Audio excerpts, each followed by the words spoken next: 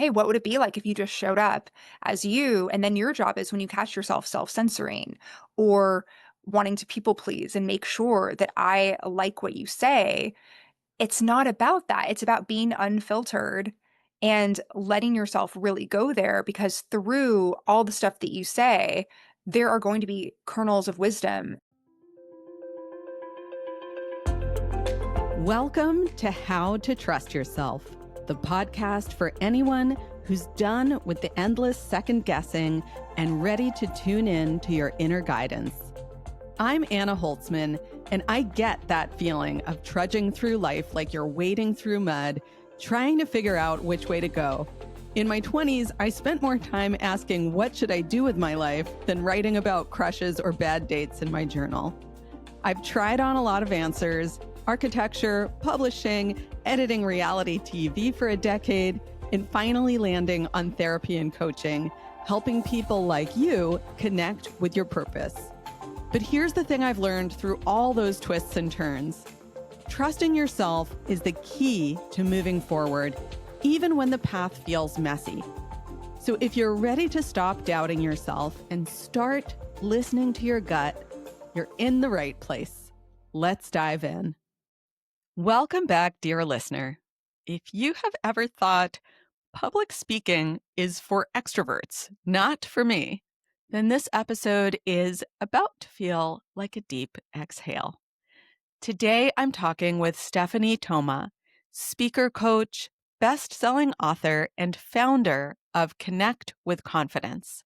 Stephanie has spoken at over 250 events, including at Harvard, and she's known for helping introverts, creatives, and rising leaders find their voice, build genuine confidence, and speak with impact without performing, pretending, or becoming someone they're not. Her approach is grounded, relational, and human. She believes speaking isn't about being loud, it's about being aligned. And she's made it her mission to help quieter voices step into spaces where their perspective needs to be heard. In this conversation, we unpack the myths about who gets to be a speaker, the fears that hold people back, the nervous system dynamics at play, and the practical tools that Stephanie uses to help her clients move through fear and into visibility. If you're a sensitive type, an introvert, a slow to warm up human, or someone who's been circling the idea of speaking but feels terrified, this one will give you hope, strategy, and a whole lot of permission. Stephanie, it is such a pleasure to get to see you again and to get to have a real conversation with you this time. Thank you so much for joining me and this audience, and welcome. Thank you, Anna. I'm so excited for us to dive in. Me too. Um, I will have introduced you before folks hear our conversation, but I'd love to hear in your words, what is it that you do and who do you help? I am a speaker coach and I work with people, primarily female founders, who would like to get really clear on what their keynote topic is and where to tour their talk, and then how to translate that talk and what they stand for in their life, in their business, in boardrooms, on stages, at dinner parties, essentially not being at a loss for words when it really counts. When you clearly articulate what you stand for, that's when doors open. And I will just say, you and I met at a dinner party, and I was instantly intrigued to learn more about you and what you do when you mentioned that you work with introverts, because I certainly identify as an introvert. And what I remember is you talking about like managing your energy as an introvert who is speaking and sharing your voice. And I was like, I need to know more. Yes. So I'm the author of a book called Confident Introvert, a practical guide to connecting with others at networking events and beyond. And it's such a fallacy that introverts are necessarily purely behind the scenes Yeah. or that introverts aren't able to be confident. These are things that some of us have internalized, and it's time to flip that script. There are so many creatives, so many founders, so many people doing great things that to get those creative juices flowing, they are spending time in solitude. And then it's time to sort of hone your energy to get to a place where then you can show up fully to present what you've created. Yeah. I love that. And there's so many, like, I want to dive straight into that, but I'm going to hold myself back for a moment because I'd really love to ask you to share in as much or little detail as you'd like to go into. How did you get here? Because this is a very specific thing that you're helping people with. What was the path that brought you here? To speaker coaching and to being a champion for fellow introverts, the origins, you can read more detail in my memoir, Not That Sweet, but essentially it's growing up feeling like you're a little different than the family you were born into, and even within the school system, maybe you still find in your classes, it's like, "Oh, huh, I'm thinking about things a little bit differently than a lot of people around me," Yeah. and that being or that feeling like it's not a great positive thing at first, and then over time getting to a place of embracing your quirks, and then having other people, maybe not everyone, but some people embracing them too. So a big part of my journey was taking that leap and understanding, okay, what are the aspects of myself that I hide or that maybe I've even disowned because someone else said it was a bad thing, and how can they be reclaimed? And it's this combination of George Bernard Shaw says that life is about creating yourself. And I would say it's about creating yourself, but also uncovering and recovering the aspects of yourself that you've disowned. It's this integration of what does the best version of yourself look like? And then how can you be that? And then a natural next step within my Connect with Confidence framework for speakers is being able to be visible to make that impact. Because if you're silent and completely behind the scenes all the time, it's rare that someone's necessarily going to tap you on the shoulder and say, "Hey, I think that you should share your message." It can happen, but it's so much more empowering when you have the steps that you can take, and maybe you have guidance along the way to get to that place where you know without a doubt you're living out what you're here for. It's so true that when you are an introvert, it's unlikely that someone will tap you on the shoulder and say, like, "Hey, do you want to come speak at my next event?" Or "You should really be speaking and sharing your voice." And I'm curious, like, how does a self-identified introvert like you? It's interesting. I also identify quite strongly as an introvert, and yet I also speak publicly. Like, it's kind of it's a whole story how I've gotten there, and I'm curious for you, if it wasn't someone tapping you on the shoulder, what did get you into speaking? Out of necessity, I was hosting a high volume of events, and you need to get on that mic and tell people where the restrooms are and direct them. And then I began curating panels. And I have a background in journalism, so it became really just the natural next step was to curate questions and to be the person in real time that could ask these questions, but then also pivot or just be really present with what I knew about these panelists, for example. And actually, I was invited by a friend to give my first talk. Mm. So, and I realize in retrospect, one of the reasons why I like working with people who maybe haven't had that experience yet is because it doesn't always happen. We can't count on it. Or if we do get the opportunity, we need to rise up and say, yes, even if you don't feel prepared. So when I was asked to speak, I didn't have a talk, but I knew, okay, great. I'm giving my first keynote in a month. So it's time to get started. And again, that fallacy of introversion meaning that you're not confident. Sometimes if you're not confident, it simply means that you haven't done it before. So it makes sense. Why would you be it's the confidence that you can do it, not the confidence that you have done it a million times. Here's like a silly question. Um, what would be wrong with a world in which only extroverts were speaking. I mean, there's plenty of extroverts, and there would be plenty of people to be speaking and telling stories and out there in front, um, sharing their wisdom with people. What is so important to you about helping introverts also get out there and share their voices? It's important to understand what the difference between an introvert and an extrovert is. So, introverts simply get their energy from solitude, and they tend to be a specialist versus a jack or Jill of all trades. And they tend to not verbally process, but process in silence within their minds. So, there could be lulls in conversation because they're thinking through, oh, how do I want to say this? Where the opposite is true for our extroverted counterparts. And then they can come across as more quick witted when really they are verbally processing. So it's not like one is better or worse. I really believe in that yin and yang dynamic. Yeah. But when it comes to the creatives of the world, not to say that extrovert people can't be creative, but because extroversion has been celebrated for so long, it's it can feel, at least in my own experience, right? Of if you're used to people asking, why are you so quiet? And making it a bad thing that you're not filling all the silence with words because maybe you have a message, but you want to be certain about how you say it.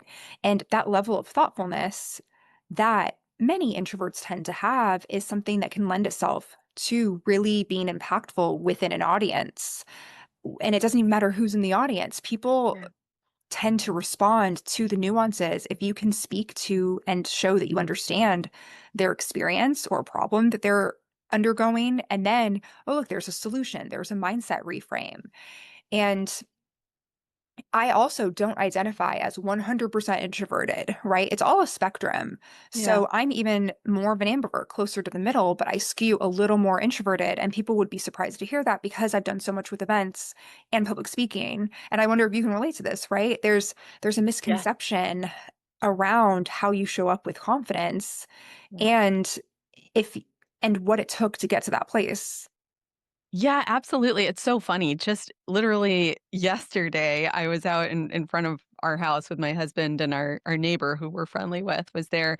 And I don't remember why, but my husband was like, "Oh yeah, Anna's an introvert." And our neighbor was like, "What?" She's like, "I don't see you that way at all." And I'm like, "Yeah, I guess I have aspects of both. When I'm with people, I get really excited to engage, but then I also have this social fuse that has about like a 3-hour window before I go into full meltdown and need to be by myself in a cave to Right. recharge."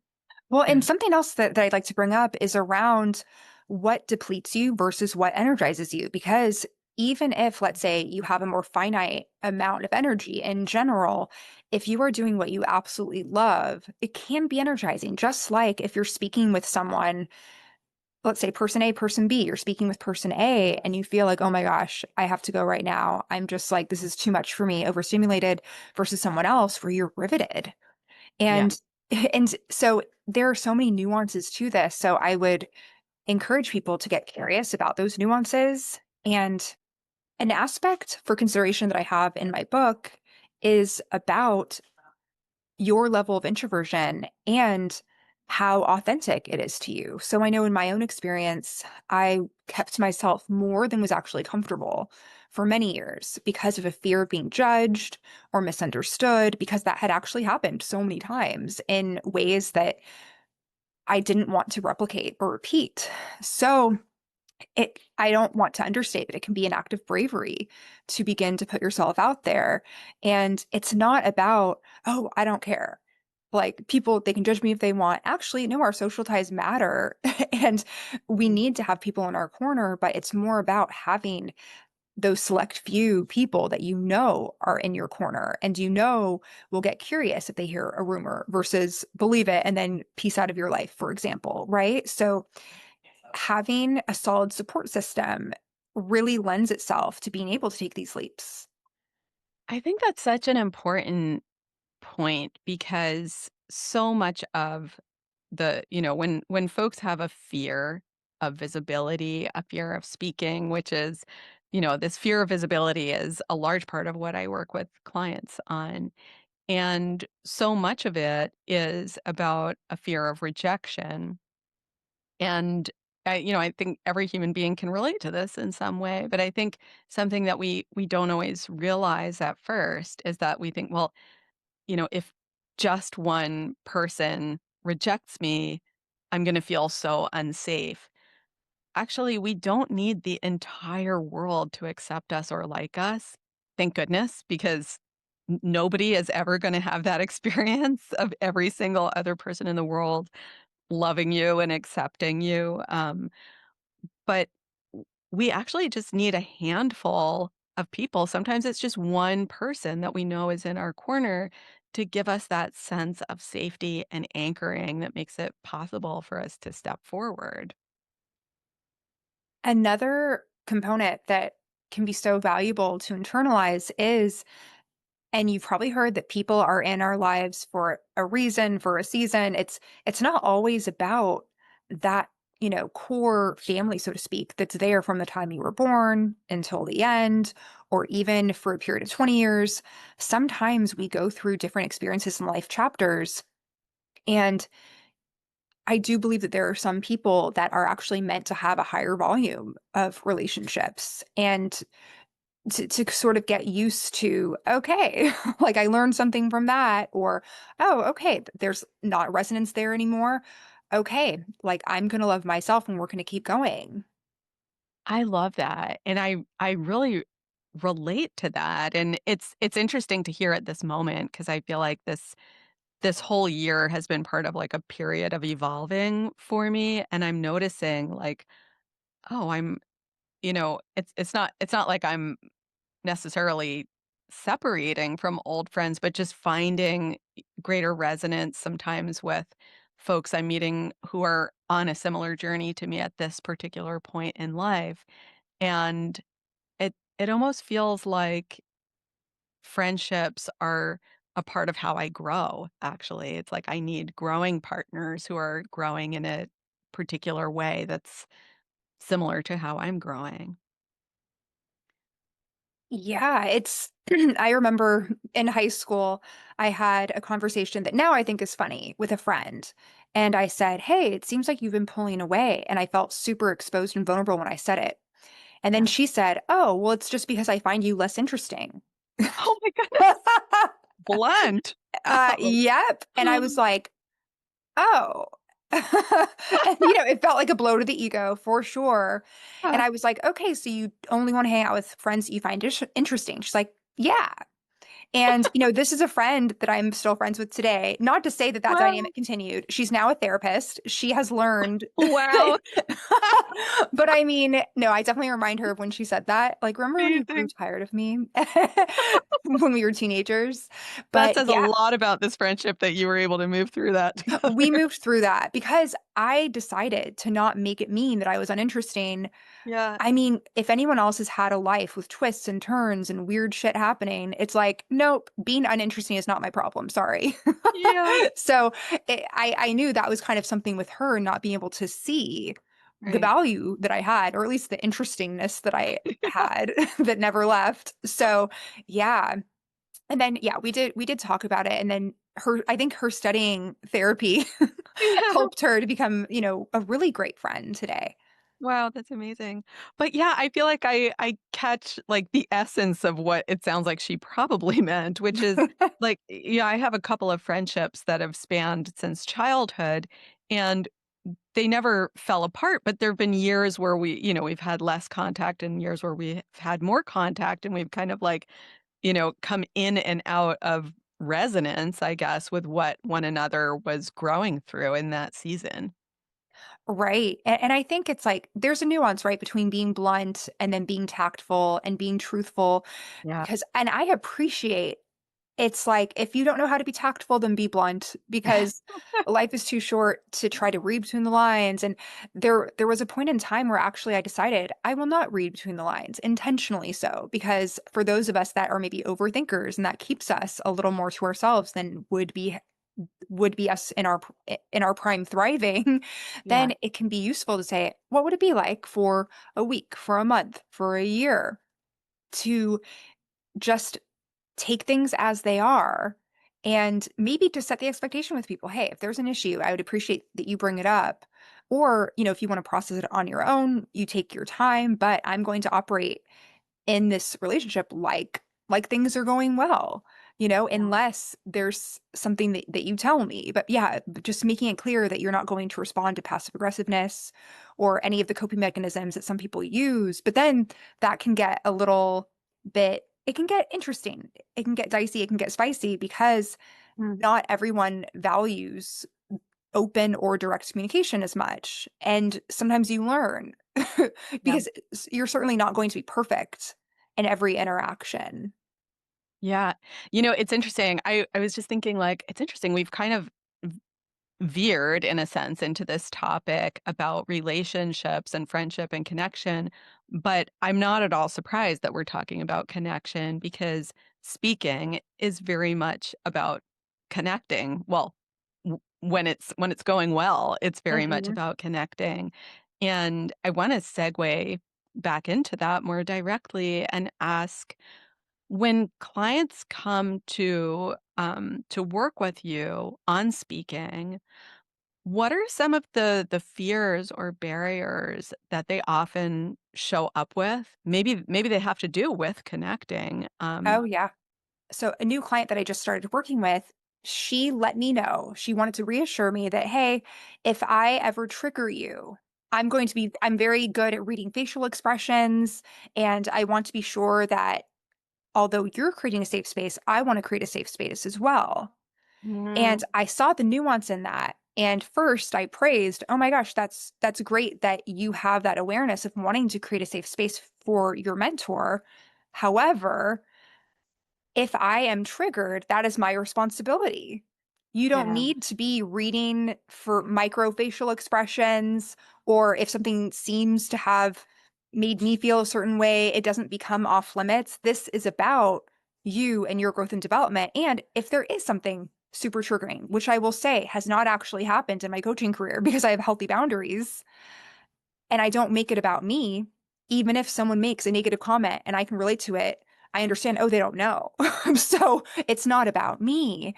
And, yeah, I tried to help reframe that, hey, what would it be like if you just showed up as you? And then your job is when you catch yourself self-censoring or wanting to people please and make sure that I like what you say, it's not about that. It's about being unfiltered and letting yourself really go there because through all the stuff that you say, there are going to be kernels of wisdom that help you on your path. But we can't get there unless you commit to, hey, I'm going to be as me as I can be in this container. If there's ever a place, this is the place.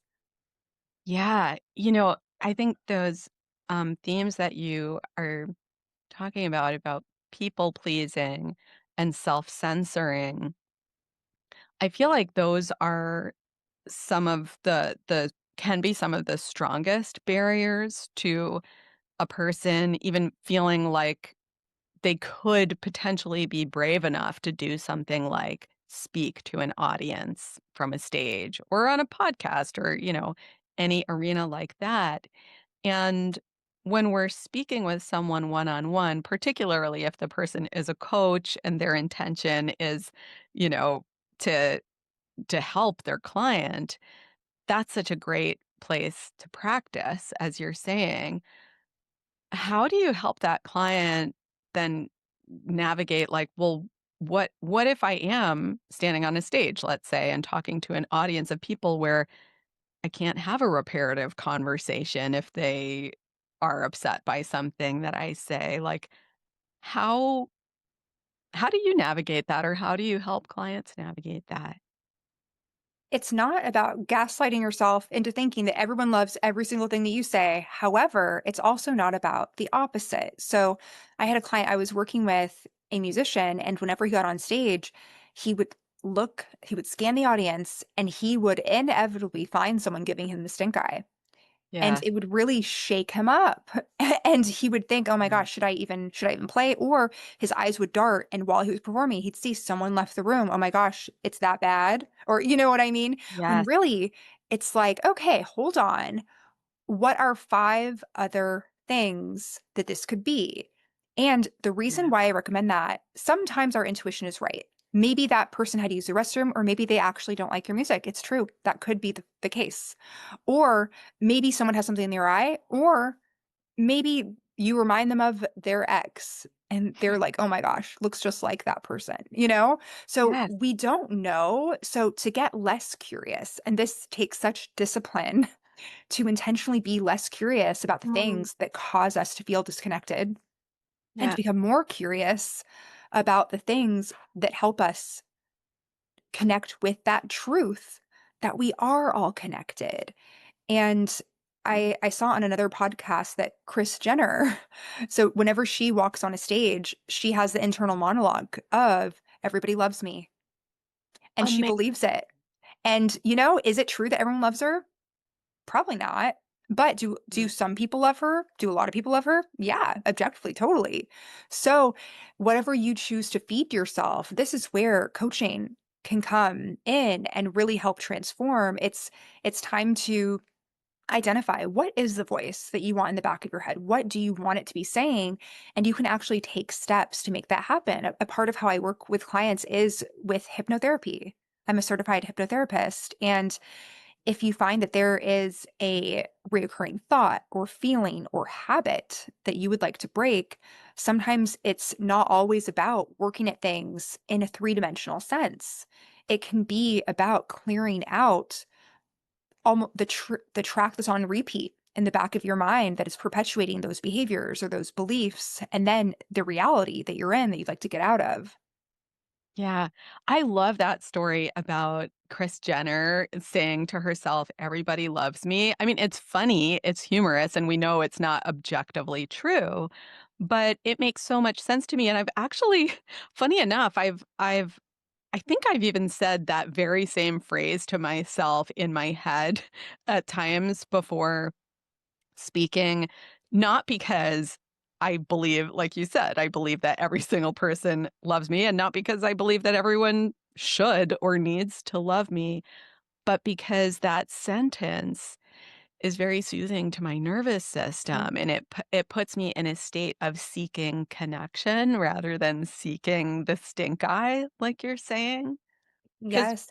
both are available, right, to focus on. Oh, absolutely. And, another client situation that comes to mind right now is, let's see. So I was speaking with a client and she was saying that she felt like she was getting the short end of the stick in a friendship, and it was Mm, really tripping her up.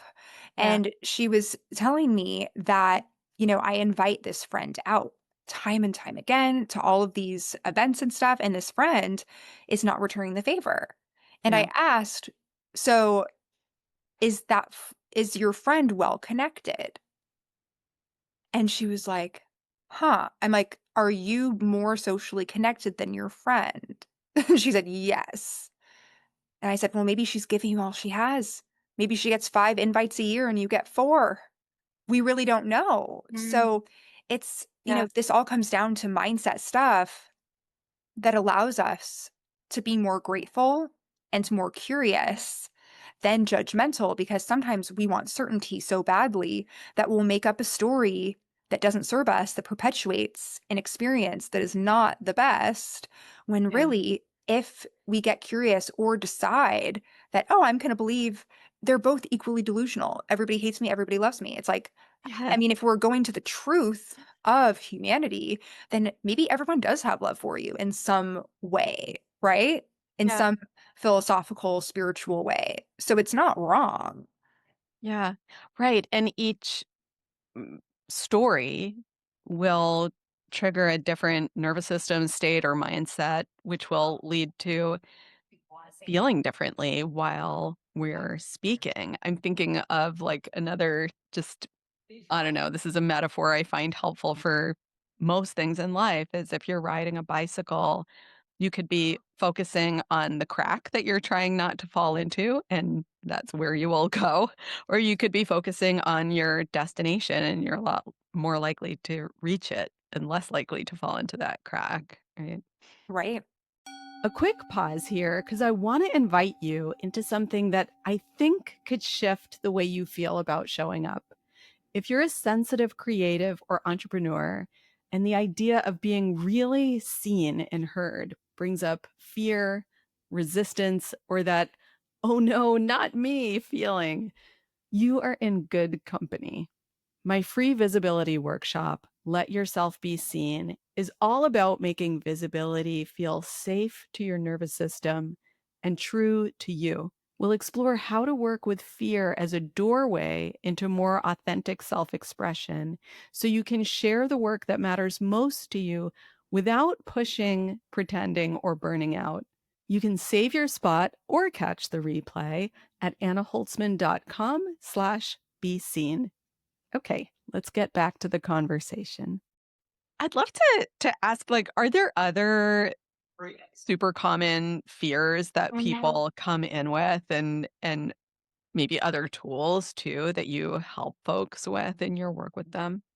Absolutely. So one of them is deer in the headlight syndrome. Yeah. That's when, let's say that you are about to get up on a stage and you actually know what you're talking about, but then your mind goes blank. And it's like, whoa, where are the words? Where did all of my expertise go? So that has been a theme in the people that have been coming to me over the past several months. Yeah. And the reason why people experience deer in headlight syndrome is because on some level they don't feel emotionally safe Yeah.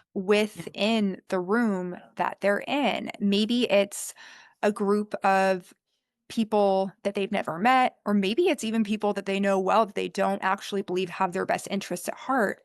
So, your best defense from deer in headlight syndrome is to be so unshakably confident and not just in yourself, but in your message, where it becomes less about you and more about what you're going to say because it's going to help people. And maybe not every single person, but you're not there for every single person. Yeah. And just trusting that no matter what you say, maybe one thing will land with half of people, another thing will land with 75%, another thing lands with the other 25%.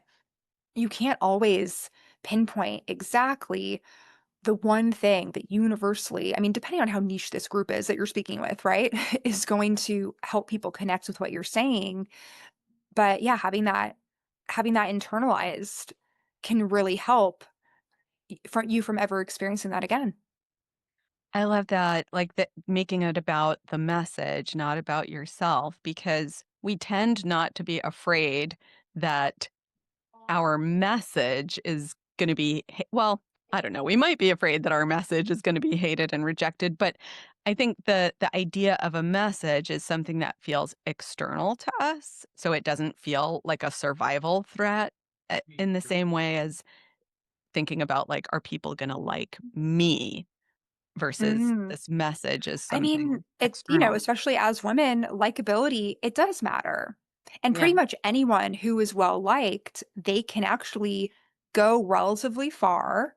But then when you get into the upper echelons of leadership, it becomes more about respect than likability. And ideally, you yeah, have a little bit of both, but sometimes you kind of have to choose. And the choice needs to become, I'm willing to be disliked for this thing that is greater than myself.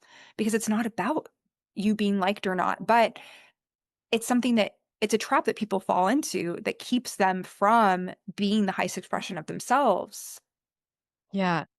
When you named the deer in the headlights, I immediately was like, "Oh, yes," because that is something that I struggled with a lot when I first started to do any kind of speaking, and it still comes up for me. It's not that it has totally vanished from the repertoire of my nervous system, and I find my little trick when I get that deer in headlights, like, sudden, like, in the middle of, let's say, a podcast conversation, like, a sudden space out, I will try to find safety, feelings of safety inside of myself through co-regulating with the person I'm talking to, meaning just kind of, like, looking into their eyes and, like, perceiving kindness there. It settles my nerves. And then that space out kind of calms down. That's powerful. Yeah, letting the spaces be. And I mean, that's a great time if you're on a stage or even on a podcast. That's when hopefully you have a glass of water nearby. Go ahead and take a sip. Yeah. It can seem like an intentional pause. And then there's even greater impact and effect. You can even ask a question. It, what people do sometimes when they're public speaking that can diminish their credibility is call out whenever they make a mistake or whenever they mess up, or big ones are when people try to lower expectations by saying, "Oh, I didn't sleep very well last night," or "I'm sick," or "I'm this." Mhm. It's like, okay, this is show business. The show must go on. You're here to not just relay information, but do so in a way that is entertaining to people. It's not about you. Again, it's about the message. So, ev- even if you're going through something personally, it is an opportunity to really allow that to be on the back burner. And even if you do a meditation or set an intention before and say, okay, let me show up as fully as I can. I, let's see, earlier this year, I had a surgery, a pretty intense surprise surgery. Yeah. And I had a couple of speaking engagements, one in person, one virtual, that were, I believe, 3 days and then 7 days after the surgery. And I Mm, contemplated, "Oh, maybe I should cancel these." But then I actually became curious, what would happen? Like, seriously, what would happen if yeah. I kept them on the calendar? And for the virtual, I'm taking naps all day, and then I get up and I got this sense of vitality. It's like, where did that come from? Because Oh, I love the information that I'm getting to share with people. It was a networking for introverts presentation. oh, And then for the in-person, I again, you're getting that rest in, and then the speaking engagement was not that far from me. So it wasn't there wasn't a lot of wear and tear in getting to the venue like a mile or two away. yeah. And then I asked for a seat because I wasn't going to be standing, and I made it less of a presentation and more of a communal sort of conversation, and it got to be Mm, adapted, and no one could tell yeah. that I was recovering from something serious. And this isn't to say, like, "Oh, suck it up and just go for it." Like, if you really can't, then listen to yourself. But there was something that told me that I could do it, and I wanted to find out. Yeah. And it sounds to me like you modified things in ways that helped you feel a sense of safety. And then that made it feel like something you actually wanted to be doing. Totally. Yeah, and who knows, in the future, if it was something like a conference, Yeah. maybe I would think twice. But our Yeah. intuition, we know on an intuitive level when it comes to, okay, should I take an action or should I rest? And that actually brings me to having a solitude sandwich. So one of the questions that Oh, I I love get asked, I know it's like a sandwich. What are you it. talking about?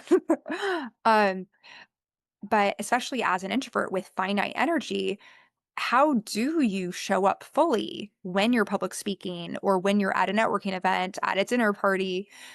One of the best ways to show up fully is to have two pieces of solitude on either end of your activity or your talk. Yeah. So that could look like walking in silence, not listening to music, just listening to your breath for 15 minutes before and after an engagement. In New York, that's easy to do because you're probably on foot walking to Yeah. transit well enough. But it can also look like silently reading in the lobby for an hour or in your hotel room if you're at a conference.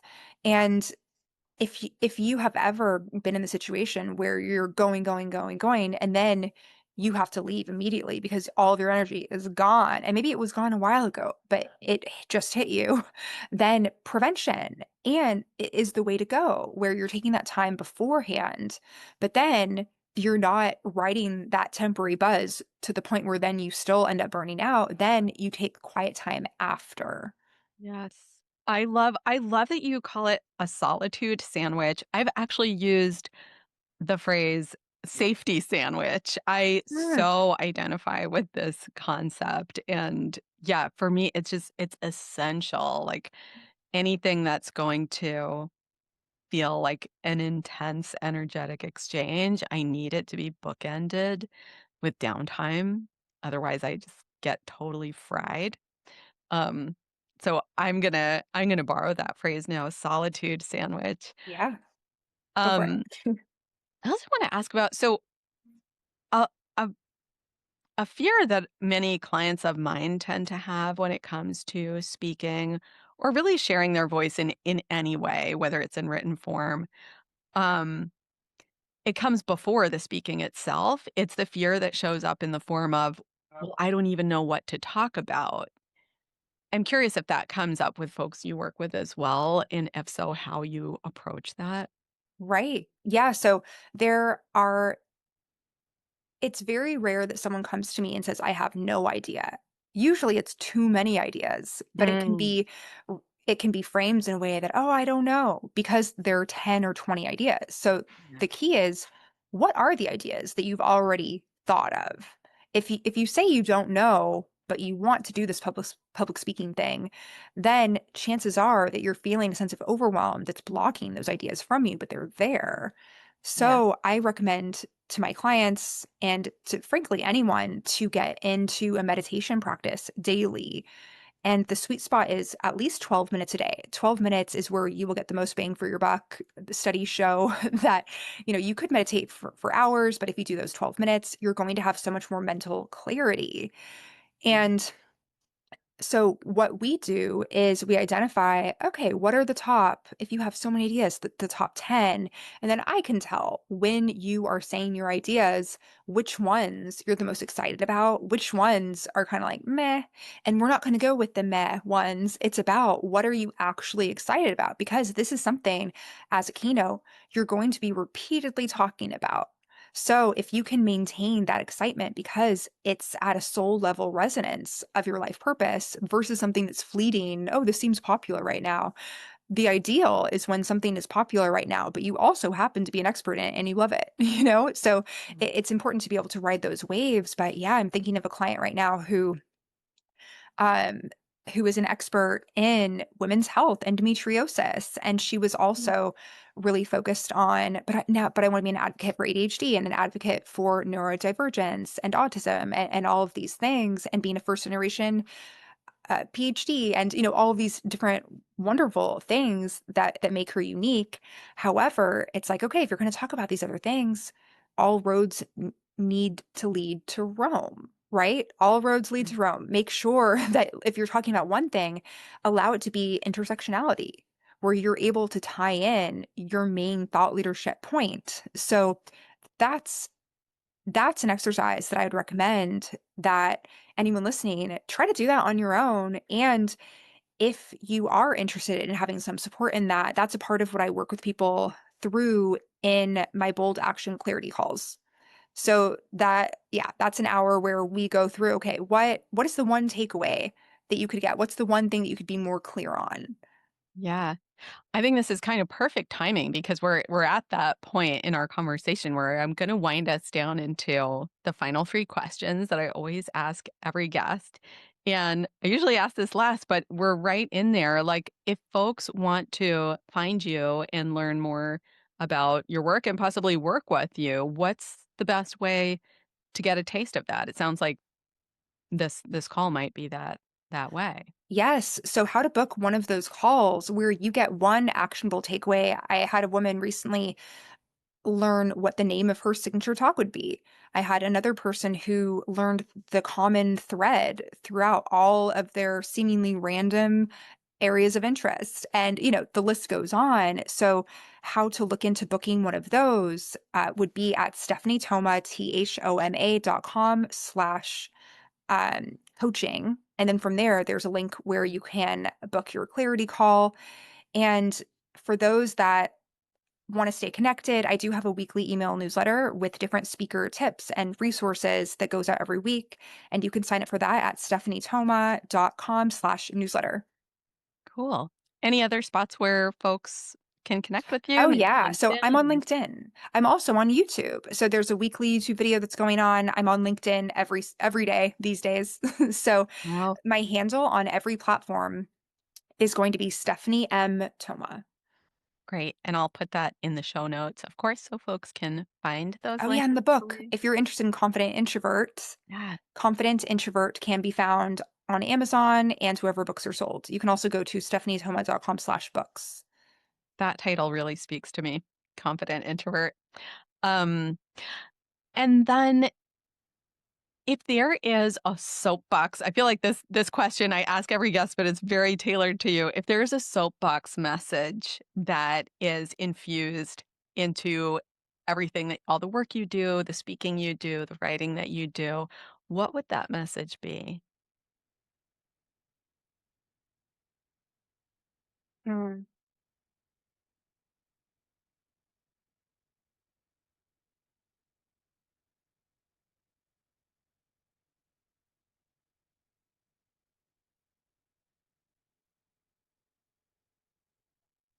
I'll leave everyone with this, what I mentioned earlier, which is allowing yourself to consciously get more curious about the things that you perceive as positive in your life and in your sphere. And same thing for if you would like to be more clear versus confused. It's not just about mindset, it's also taking action steps to make sure that, oh, like what makes me feel happier? What inspires more happiness? What inspires more clarity? And really making the decision to get out of whatever rut you're in and to get comfortable with change through making it a part of what you do on a regular basis. Beautiful. The final thing I'd love to ask is if there is a listener who's listening to our conversation right now, and they're perhaps feeling inspired by what you're sharing, feeling inspired to maybe identify some way in which they want to start speaking and sharing their voice. But it feels like a very tall mountain to climb, lots of things to do. Where do I even start? What words of encouragement would you offer to that listener in this moment? It's a combination of getting started, but also being smart and strategic. Some people that work with me that have never, let's say, spoken on a stage before, it's not about going for your TEDx right away. Go for the smaller stages, and you don't need to have an hour or even a 20-minute talk to start. Have a story that you can share that's 2 to 5 minutes and get really good and really clear at bite size where okay, this is the point of the story. This is how I'm going to guide people through it. And maybe you're giving it in front of friends to start. And Yeah. from there, just allow yourself to, whenever there's an opportunity to public speak, raise your hand. Yeah. So take one small step at a time is what I'm hearing. Yeah, Start. get support if you feel like you need it, but with the people that I work with, many of them are already established speakers, but those that aren't, it's a green flag for me if you have been consistently taking actions to speak in front of people. Like, let's say there's a networking event and there's an opportunity to give your elevator pitch. Go ahead and do it. Even if Yeah. it's imperfect, when the stakes are low, it's good to get that muscle memory. Yeah, absolutely. I run a group called Seen and Safe. And one of the things that I say often in this group is even just like talking out loud in this group, in this, safe space, talking out loud about what it is that you're scared of is a way to start practicing moving out of that freeze and into your voice. Yeah. Awesome. Oh, Thank you. yeah, and also, if anyone wants to practice, I have a community, Unmute Yourself. It's more LinkedIn focused, and it is public. So if you wanna try getting visible on video, then consider popping over there. Amazing. Amazing. I'll add that to the links as well. Stephanie, thank you so much. It's such a pleasure to speak with you. I learned so much from listening to what you're sharing, and I look forward to chatting with you again. Thank you, Anna, likewise, and thank you for all that you do in this space because I think, there are some of us that exist because it's like, okay, we're speaking, but we also care about other people speaking, so we're all in this together. We are all in this together, and it's such a pleasure to be in this together with you. If you enjoyed today's episode, please do me a favor. Hit that follow button so you don't miss a thing and leave a rating or review. It helps more people find this show, and honestly, it makes my day. And if you're looking for more ways to trust yourself and start listening to that gut instinct of yours, come hang out with me on Instagram at Anna_Holtzman. Let's keep the conversation going. Thanks so much for listening, and until next time, trust yourself. You've got this.